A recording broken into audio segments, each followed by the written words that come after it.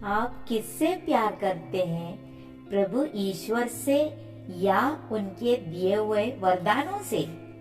चलिए इस कहानी से आपको ये बातें सीख पाएंगे। अब्राहम के साथ यहोवा के वाचा बांधने का वर्णन को हम देखते हैं।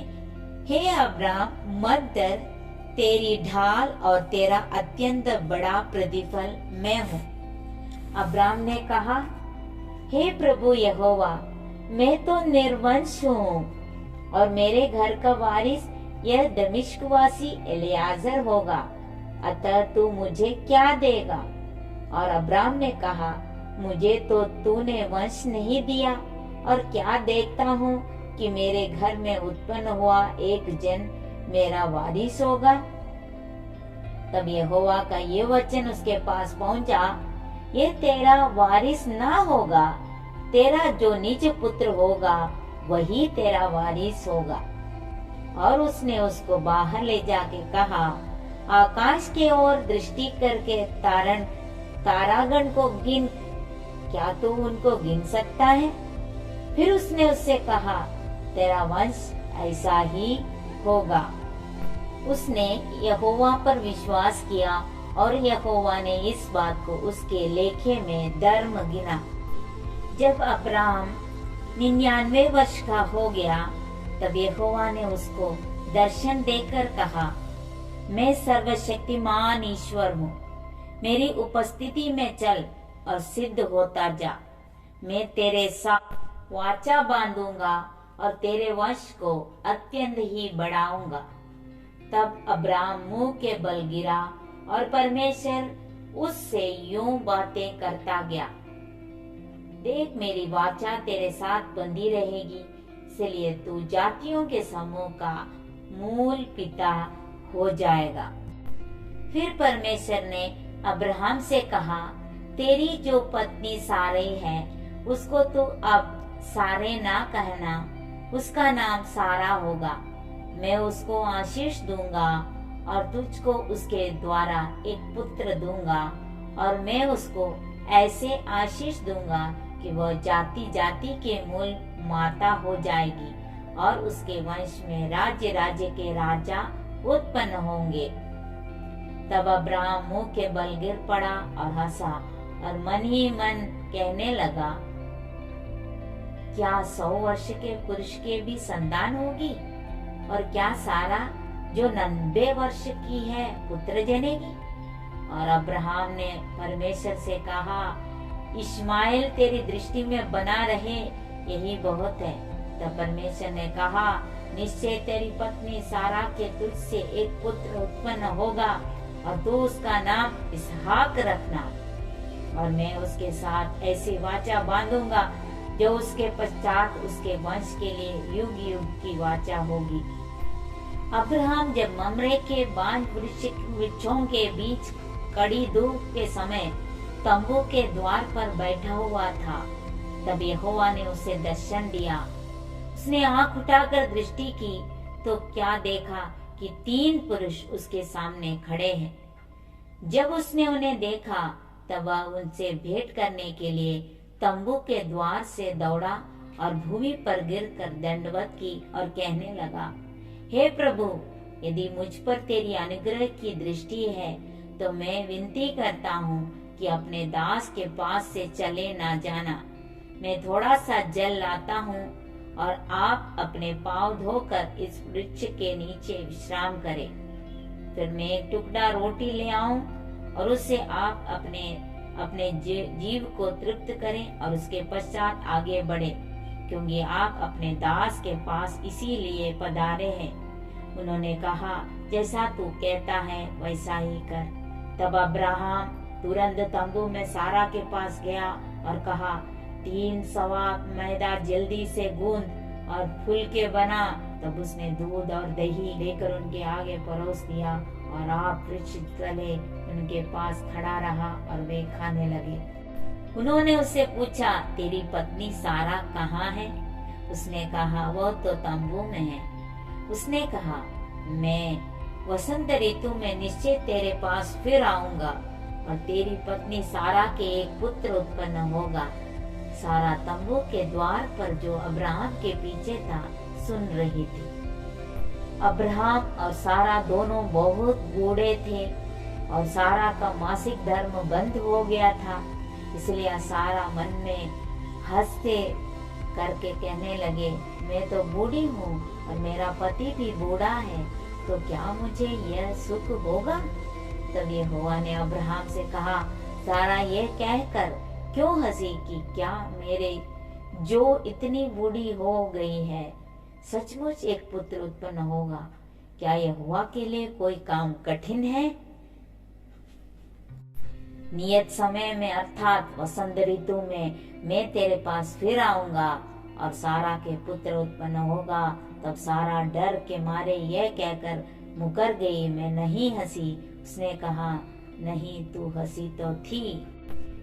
इन बातों के पश्चात ऐसा हुआ कि परमेश्वर ने अब्राहम से ये कहकर उसकी परीक्षा की, हे अब्राहम। उसने कहा, देख मैं यहाँ हूँ। उसने कहा, अपने पुत्र को अर्थात अपने इकलौते पुत्र इसहाक को जिससे तू प्रेम रखता है संग लेकर मोरिया देश में चला जा और वहां उसको एक पहाड़ के ऊपर जो मैं तुझे बताऊंगा होम बलि करके चढ़ा। अतः अब्राहम सवेरे तड़के उठा और अपने 2 सेवक और अपने पुत्र इसहाक को संग लिया और होम बलि के लिए लकड़ी चीर ली। तब निकलकर उस स्थान की ओर चला जिसकी चर्चा परमेश्वर ने उसे की थी। तीसरे दिन अब्राहम ने आंखें उठाकर उस स्थान को दूर से देखा और उसने अपने सेवकों से कहा, गधे के पास यहीं ठहरे रहो, यह लड़का और मैं वहां तक जाकर और दंडवत करके फिर तुम्हारे पास लौट आएंगे। तब अब्राहम ने होम बलि की लकड़ी ले अपने पुत्र इसहाक पर लादी और आग और छुरी को अपने हाथ में लिया और वे दोनों एक साथ चल पड़े। इसहाक ने अपने पिता अब्राहम से कहा, हे मेरे पिता। उसने कहा, हे मेरे पुत्र, क्या बात है? उसने कहा, देख आग और लकड़ी तो है, पर होम बलि के लिए भेड़ कहाँ है? अब्राहम ने कहा, हे मेरे पुत्र, परमेश्वर होम बलि की भेड़ का उपाय आप ही करेगा। और वे दोनों संग संग आगे चलते गए। जब वे उस स्थान को जिसे परमेश्वर ने उसको बताया था पहुंचे, तब अब्राहम ने वहां वेदी बनाकर लकड़ी को चुन चुन कर रखा और अपने पुत्र इसहाक को बांध कर वेदी पर की लकड़ी के ऊपर रख दिया। फिर अब्राहम ने हाथ बढ़ाकर चूरी को ले लिया कि अपने पुत्र को बलि करे। तब यहोवा के दूत ने स्वर्ग से उसको पुकार के कहा, हे अब्राहम, हे अब्राहम।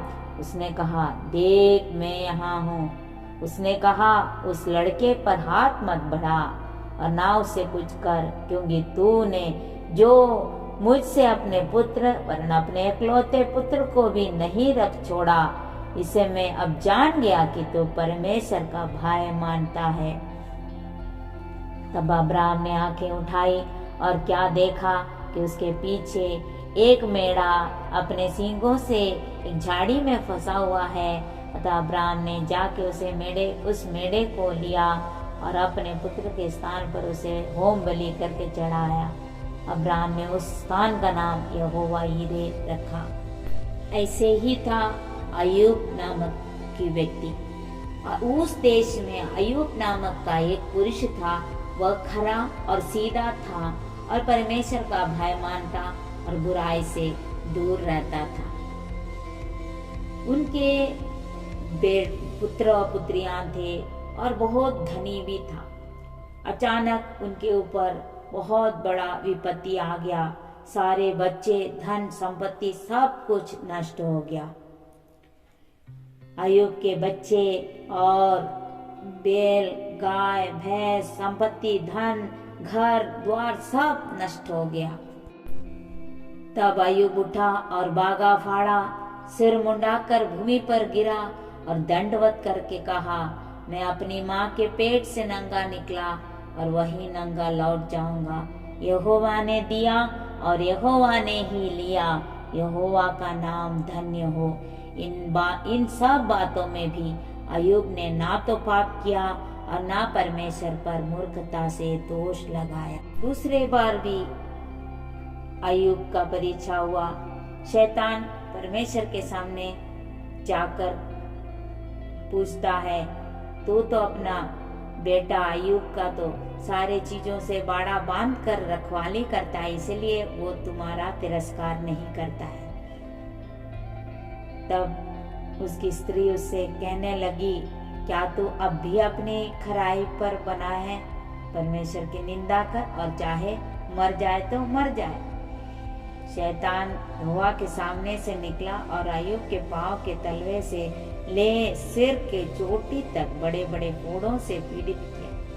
तब अय्यूब खुजलने के लिए एक ठीकरा लेकर राख पर बैठ गया। तब उसकी स्त्री उससे कहने लगा, क्या तू अब भी अपनी खराई पर बना रहेगा? परमेश्वर का निंदा कर, चाहे मर जाए तो मर जाए। उसने उसे कहा, तू एक मूढ़ स्त्री की सी बातें करती है। क्या हम जो परमेश्वर के हाथ से सुख लेते हैं, दुख नहीं ले सकते? इन बातों में भी अय्यूब ने अपने मुंह से कोई पाप नहीं किया। दोनों कहानियों से, अब्राहम के जीवन से, अय्यूब के जीवन से हम यह सीख मिलता है कि हम परमेश्वर को प्यार करने वाले होना चाहिए, ना कि परमेश्वर से दिया हुआ या मिला हुआ उन वरदानों से। इन दिनों में जब हम परमेश्वर को भय भक्ति के साथ उनकी आज्ञा के अनुसार जीवन बिताएंगे तो जरूर वो हमको आशीषों से भर देगा, क्योंकि वो सर्वशक्तिमान परमेश्वर है। उनसे कोई भी काम हो सकता है। अय्यूब पूरा सिर से लेकर पांव तक बीमार था। वो अपने शत्रुओं के लिए प्रार्थना किया। जितना उसके जीवन में नुकसान हुआ, उसका दुगुना उसको आशीषों से परमेश्वर ने भर दिया। वैसे अब्राहम के जीवन में बुढ़ापे का अवस्था थे दोनों का, अब्राहम और सारा। 100 साल के अब्राहम, 90 साल की सारा थी। उनको बच्चे नहीं थे, फिर भी परमेश्वर ने असंभव को वहां पे संभव कर दिया, क्योंकि वे दोनों, अब्राहम और अय्यूब, दोनों परमेश्वर को प्यार करने वाले थे, ना कि वरदानों से। इन दिनों में परमेश्वर को प्यार करते हुए आगे बढ़े, जरूर